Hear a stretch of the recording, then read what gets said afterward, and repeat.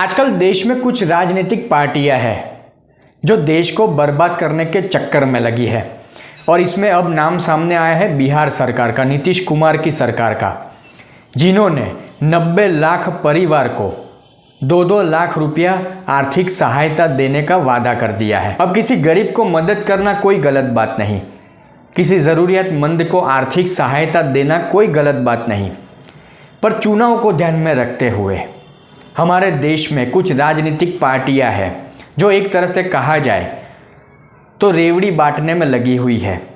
ये लोग आगे पीछे नहीं देखते कि बिना आयोजन सिर्फ चुनाव को ध्यान में रखते हुए ये जो सारी चीज़ें ये लोग करते हैं उससे राज्य का खजाना खाली हो जाएगा और देश प्रगति के पथ पर नहीं बर्बादी के पथ पर आगे बढ़ेगा। क्योंकि फिर ये लोग अपने राज्य के विकास के लिए राज्य में जो भी योजना ये लोग शुरू करते हैं, जो भी वादे ये लोग करते हैं, उसके लिए केंद्र सरकार से पैसा मांगेंगे। अब केंद्र सरकार भी कहाँ से पैसा लाएगी, बार बार कहाँ से पैसा लाएगी, जिसमें हाल ही में आपने एग्जाम्पल देखा होगा कुछ महीनों पहले जब पंजाब के मुख्यमंत्री भगवंत मान नरेंद्र मोदी के सामने हाथ फैलाते नजर आए थे। केंद्र सरकार के पास 50,000 करोड़ मांगने गए थे अपने राज्य को चलाने के लिए, पंजाब को चलाने के लिए, पर चुनाव के वक्त फ्री की रेवड़ियाँ बांटने में भगवंत मान और अरविंद केजरीवाल 2 मिनट भी नहीं रुके। उन्होंने 2 मिनट भी इसके बारे में नहीं सोचा, कोई आयोजन के बारे में नहीं सोचा। अब नीतीश कुमार सरकार ने 90 लाख परिवारों को 2-2 लाख देने का ऐलान तो कर दिया, पर देखने वाली और सोचने वाली बात यह है कि आज के वक्त में बिहार पर 2.90 लाख करोड़ का कर्ज है और उनका बजट है 2.6 लाख करोड़। अब इसी मुद्दे पर कुछ डिटेल आपको जाननी चाहिए जो इस वीडियो में मैं आपको बताऊंगा, बस आप ये वीडियो पूरा देखें। अब बिहार में नीतीश कुमार और लालू प्रसाद यादव की पार्टियों की गठबंधन वाली सरकार ने यह निर्णय लिया कि राज्य के 94 लाख गरीब परिवारों को 2-2 लाख रुपये की आर्थिक सहायता देंगे। 16 जनवरी 2024 को हुई कैबिनेट बैठक में यह सहमति दे दी गई। इस योजना के लिए अभी 1250 करोड़ की स्वीकृति भी दी गई। अब नीतीश कुमार सरकार का यह कहना है कि यह लाभ हाल ही में संपन्न हुई जातीय जनगणना के आंकड़ों के आधार पर दिया जाएगा।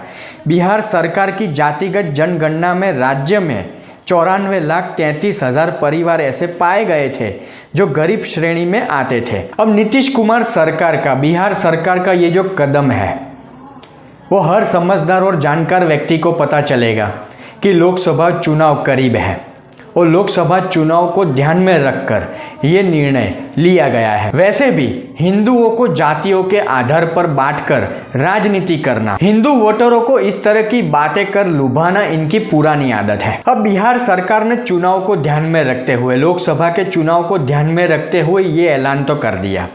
अब बिहार की जनगणना की बात करें तो करीब 2.7 करोड़ परिवार रहते हैं, जिसमें 94 लाख यानी लगभग 1/3 ऐसे हैं जो गरीब श्रेणी में आते हैं। अब इन सभी परिवारों को 2 लाख की सहायता, अब इसका टोटल किया जाए तो ये धनराशि होती है 1.88 लाख करोड़, जो कि एक बड़ी संख्या है, कोई छोटी अमाउंट तो है नहीं। अब सबसे बड़ा प्रश्न यही उठता है कि बिहार सरकार इतना पैसा, इतनी धनराशि कहाँ से लाएगी? क्योंकि आगे ही मैंने कहा, भगवंत मान का जो एग्जाम्पल मैंने आपको दिया, पंजाब सरकार का एग्जाम्पल मैंने आपको दिया कि ये लोग चुनाव को ध्यान में रखकर ऐलान तो कर देते हैं कि हम ये देंगे, हम ये वो देंगे, हम इतना रुपया देंगे, हम फलाना ढिमका सब देंगे, पर इनके पास कुछ होता नहीं। इनकी तिजोरी खाली होती है, इनके राज्य की तिजोरी खाली होती है।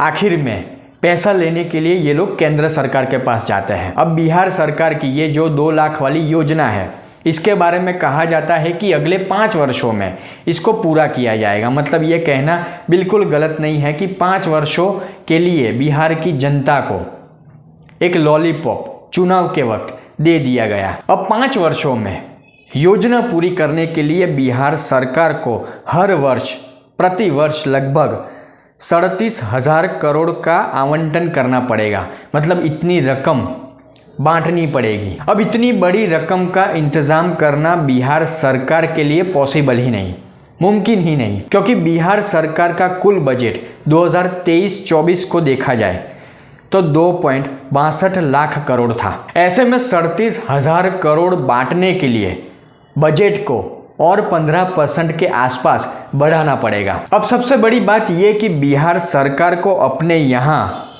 टैक्स वसूली करके इतना पैसा मिलता ही नहीं, और संसद में दी गई एक जानकारी के अनुसार बिहार पर पहले से ही लगभग 2.90 लाख करोड़ का कर्ज है। यह बिहार की कुल जीडीपी का लगभग 38% है। मतलब कर्ज लेने के लिए लागू होने वाले नियमों को देखा जाए तो बिहार का कर्ज पहले से ही सीमा से अधिक है। तो ऐसे में बिहार सरकार और कर्ज कैसे ले सकती है?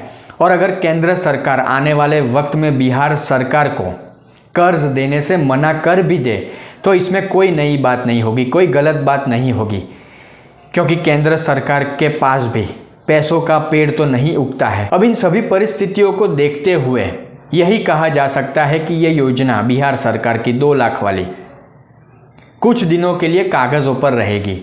चुनाव है तो भाषणों में भी सुनाई देगी, लेकिन आर्थिक रूप से देखा जाए तो 90-95 लाख परिवारों को 2 लाख की आर्थिक सहायता देना मुश्किल है।